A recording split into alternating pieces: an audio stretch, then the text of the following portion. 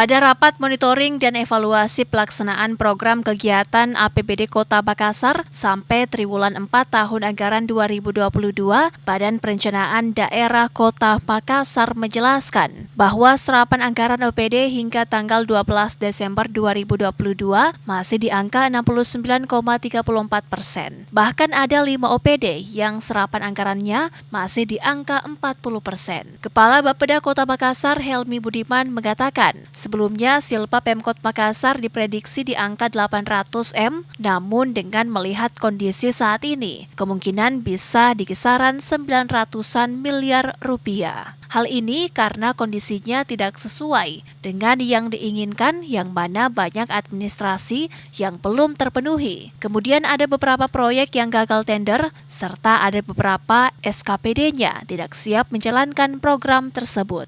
Kalau saat ini kan silpa kita diprediksikan di angka 800. Nah tentunya kalau melihat kondisi saat ini saya rasa mungkin bisa lebih apa yang kita prediksikan. Bisa saja di kisaran 900-an karena memang kondisinya ternyata banyak administrasi yang belum terpenuhi. Kemudian ada memang beberapa yang gagal tender, kemudian ada yang memang saya rasa tidak siap.